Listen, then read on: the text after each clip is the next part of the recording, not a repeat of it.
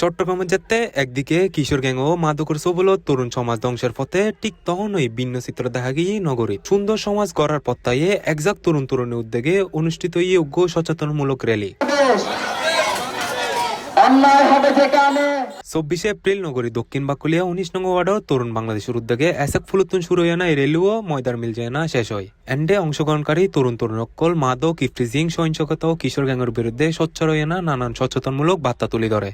আমি ওরকম সমাজ চাই, কারণ আমরা হচ্ছে যে পড়ালেখাতে আমরা স্টুডেন্ট, আমাদের অনেক সময় রাস্তার মধ্যে আমাদেরকে অনেক ছেলেরা ইফটিজিং করে, অনেক বিভিন্ন রকমের খারাপ কথা বলে।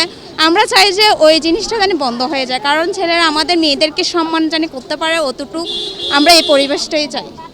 এবং লেখাপড়ার পরিবেশ করার মানে আমাদের দেশে অনেক বলতে এখন 11 বছর বা 10 বছরের ছেলেরাও সন্তানের বিক্রি করতে চাচ্ছে, এমনকি অনেক বিভিন্ন রকমের মদক তারপর অনেক ইয়াতে চলে যাচ্ছে।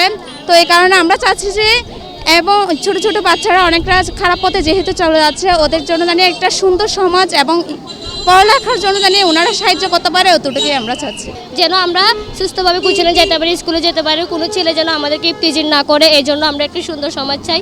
সবাই একত্র হয়ে আমরা একটি সুন্দর সমাজ করবো ইনশাল্লাহ। পড়ালেখা তৈরি করা, আমরা পড়ালেখা যেন করতে পারি এই বিষয়ে এখানে আমাদের অনেক বড় বড় এমপিরা আছে, বড় বড় আপুরা আছে, ওরা আমাদেরকে সাহায্য করতেছে। যেহেতু আমরা স্টুডেন্ট মানুষ, তরুণ বাংলাদেশের সদস্য, ওরা আমাদেরকে বলছে সাহায্য করবে। আমরাও ওদের থেকে পড়ালেখা যেন সুন্দরভাবে করতে পারি এই বিষয়ে আমরা ওদের থেকে সাহায্য চাবো ইনশাল্লাহ। ওরা আমাদেরকে এটা বলছে যে ওরা আমাদেরকে সাহায্য করবে।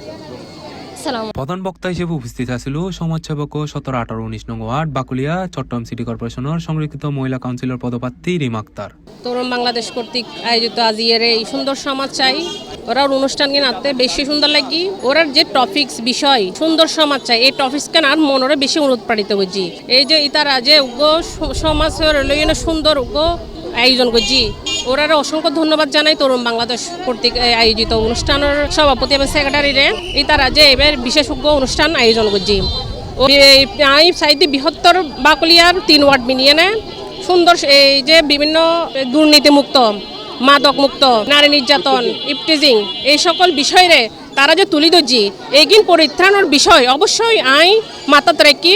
এই আই যদি পরবর্তী কাউন্সিলর বিষয়ে আই অবশ্যই এগিন লই না আগে হাস করছুম। আর এলাকার আর বৃহত্তর বাকুলিয়ারে আই ইফটিজিং মুক্ত, দুর্নীতি মুক্ত, মাদক মুক্ত একান বাকুলিয়া গড়ে তুললুম। পড়ালেখার পরিবেশ লই না অবশ্যই 100% এনার মাথাত থাকবো যে এই ওয়ার্ড মিদি আর এলাকার বাকুলিয়ার মিদি দেখা যায় অনেক ছিন্নমূল শিশুসকল পড়ালেখার তুম পিছিয়ে পড়ে আছে, দারিদ্রতার অভাব, তারার শিক্ষার অভাবে তুন তারা পিছিয়ে পড়ে আছে। ইয়ান লই না হাস করছুম ইনশাল্লাহ। আই আর বাকুলিয়ারে বৃহত্তর বাকুলিয়ারে অবশ্যই শিক্ষা সুশিক্ষিতভাবে গড়ে তুললুম ইনশাল্লাহ।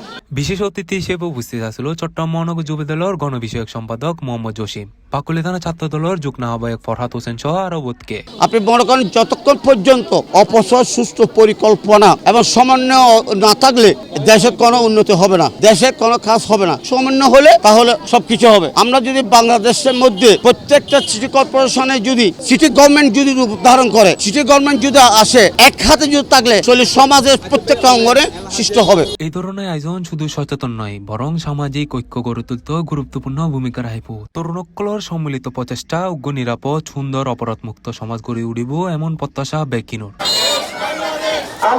C plus TV Chittagong.